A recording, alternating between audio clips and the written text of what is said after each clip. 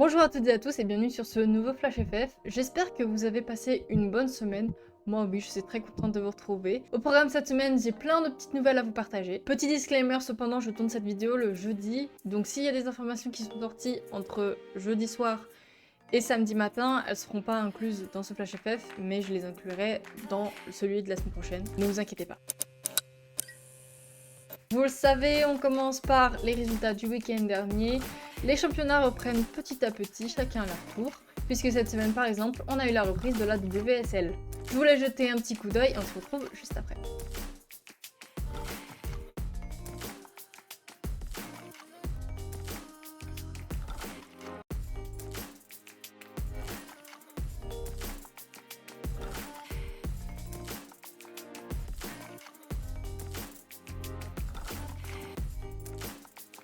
Alors vous allez le voir, on a deux grosses catégories d'informations dans cette vidéo.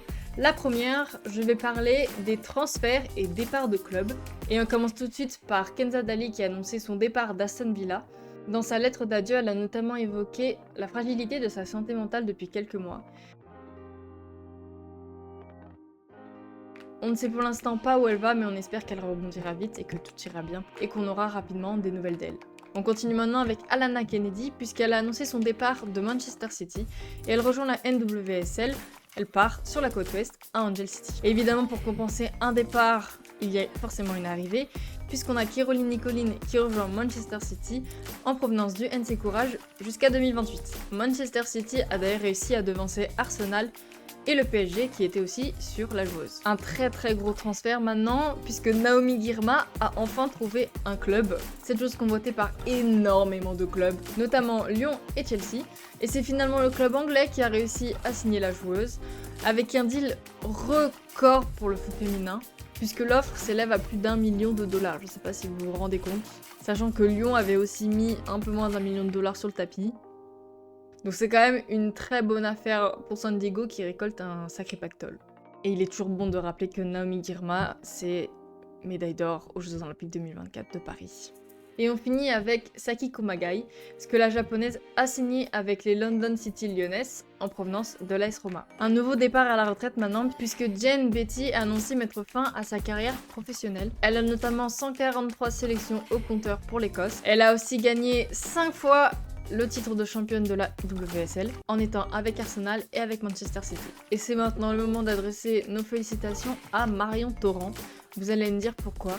Eh bien sachez que la Montpelliéraine a annoncé être enceinte. Donc félicitations à elle et beaucoup de bonheur pour la future maman. On entame le deuxième gros chapitre de cette vidéo. On va parler des coachs et on commence avec Aston Villa qui a retrouvé une nouvelle coach.